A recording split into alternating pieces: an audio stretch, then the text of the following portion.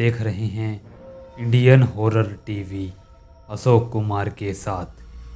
तो दोस्तों, यदि आप हमारे चैनल पर नए हैं तो हमारे चैनल को सब्सक्राइब कीजिए और बेल आइकन प्रेस करना बिल्कुल मत भूलना, ताकि हमारे लेटेस्ट वीडियो की नोटिफिकेशन आपके पास सबसे पहले पहुंचे।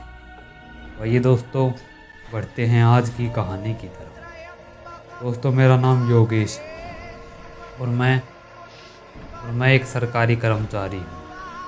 अपने रोज़ के अप डाउन से मैं बहुत ज़्यादा थक जाता था, इसलिए मैंने अपनी नौकरी के स्थल पर ही कोई कमरा लेने का फैसला किया। काफ़ी ढूंढने के बाद मुझे एक कॉलोनी में एक कमरा मिला।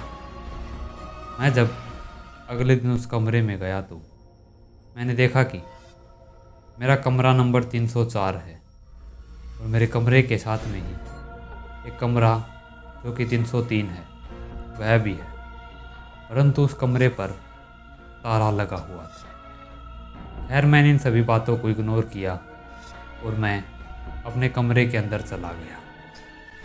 दोस्तों, उस दिन मैं ऑफिस से जल्दी वापस आकर अपना कमरे में सामान फिट कर रहा था।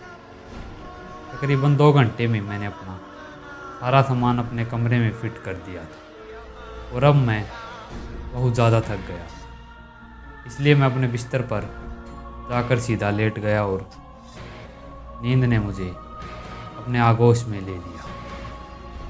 थोड़ी देर बाद मुझे अचानक से खटपट की आवाज़ें सुनाई देने लगी। मैंने जब अपनी आंखें खोली तो वह साइड वाले कमरे से आ रही थी, परंतु वह कमरा तो बंद था। उसमें से आवाज़ कैसे आ सकती? शायद उसका मालिक दिन में कहीं पर चला गया हो और रात में आ गया हो। दोस्तों, उस रात तो मैं सो गया, परंतु वह मुझे आवाज़ रोज़ सुनाई देने लग गई। उस आवाज़ से मैं बहुत ज़्यादा तंग आ गया था, क्योंकि वह आवाज़ मुझे पूरी रात सोने नहीं देती थी। मैंने कई बार नीचे रिसेप्शन पे भी इसकी शिकायत की थी, परंतु उन्होंने उसे मेरा वहम समझकर मुझे इनकार कर दिया कि वह कमरा तो काफ़ी सालों से बंद है, तो उसमें से आपको आवाज़ कैसे आ सकती है। दोस्तों, एक दिन मैं ऑफिस की थकान से पूरा चूर था और घर आते ही मैं सीधा रोटी खाकर सीधा अपने बिस्तर पर जाकर लेट गया।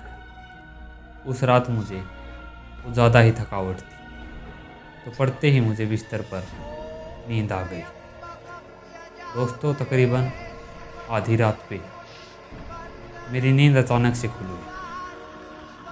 अब वहाँ से खटपट और रोने की आवाज़ें मुझे फिर से सुनाई देने लगी।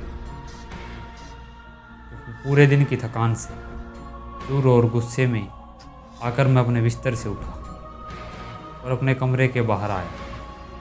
मैंने देखा तो अब 303 का दरवाज़ा थोड़ा सा खुला हुआ था। उसे देखकर मैं गुस्से से उसके अंदर गया। अंदर जाते ही मैंने देखा तो वह अंधकार में बिल्कुल छाया हुआ था। वहाँ पर कोई भी लाइट या बल्ब जल नहीं रहा था।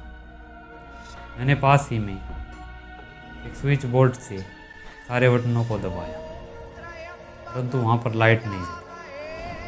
आखिर में मैंने अपने मोबाइल की टॉर्च को ऑन की और उस कमरे में मारने लगा। चारों तरफ टॉर्च मारने के बाद मुझे पता चला कि उस कमरे में तो सिवाय एक खटिया और अलमारी के कोई भी नहीं था। तो यह आवाज़ें कौन कर रहा था? मैं बस इतना सोच ही रहा था कि अचानक से मुझे वह आवाज़ें फिर से सुनाई देने लग गई। मैंने जब गौर से देखा तो वह आवाज़ें उस अलमारी से आ रही थी। अलमारी से आ रही ऐसी आवाज़ों को सुनकर मैं बहुत ज़्यादा डर चुका था। मैं धीरे धीरे अपने कदम उस अलमारी की तरफ बढ़ाए जा रहा था। दोस्तों, मैं उस अलमारी के बिल्कुल पास खड़ा था और अब खट खट की आवाज़ें मुझे साफ सुनाई दे रही। मैंने धीरे धीरे अपना हाथ उस अलमारी के आगे बढ़ाने की कोशिश की।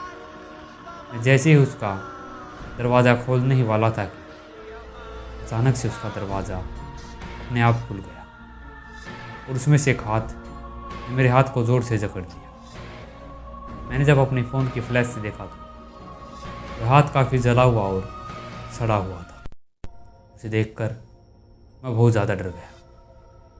मैं ज़ोर ज़ोर से चिल्लाने लगा, परंतु मेरी आवाज़ किसी तक नहीं पहुंच पा रही थी। काफ़ी देर चिल्लाने के बाद भी जब वहाँ पर कोई नहीं आया, लेकिन वह हाथ मुझे उस अलमारी की तरफ लगातार खींचने लगा चुका था। मैं बहुत ज़्यादा डर गया। मैंने अपने मोबाइल को वहीं पर फेंका और जेब से लाइटर निकाला। मैंने लाइटर को जलाया और उस हाथ के ऊपर रख दिया। काफ़ी देर जलने के बाद उस हाथ ने मेरे हाथ से अपनी पकड़ को ढीला कर दिया। मैं धीरे से वहाँ से निकला और उस कमरे से बाहर भाग गया। दोस्तों, भागते भागते सीधा मैं नीचे रिसेप्शन पर आकर ही रुका। मैंने जब उनसे शिकायत की तो उन लोगों ने भी मुझसे कहा कि यह मेरा वहम होगा, परंतु अब की बार मुझे ऐसे उखड़ी हुई सांसें और गुस्से में देख उनमें से ही एक आदमी मेरे साथ उस कमरे में जाने के लिए तैयार हो गया। मैं उस आदमी को लेकर उस कमरे में गया। मैंने वहाँ पर देखा तो अब वहाँ पर कुछ भी नहीं था। मैंने वहाँ से अपना मोबाइल उठाया और मैंने अगले दिन ही उस कॉलोनी को छोड़ दिया। दोस्तों, उस कॉलोनी को छोड़ने के बाद भी वह घटना मेरे जहन में आज तक बसी हुई है। मैंने जब आसपास के लोगों से पूछा तो मुझे पता चला कि उस कॉलोनी के कमरा नंबर 303 में एक 18 वर्षीय लड़के ने अपनी आत्महत्या कर ली थी। बस तब से ही वह कमरा खाली पड़ा रहता है और आसपास के कमरे वालों को उस कमरे से अजीब आवाज़ें आने की शिकायतें बहुत देखने को मिली है।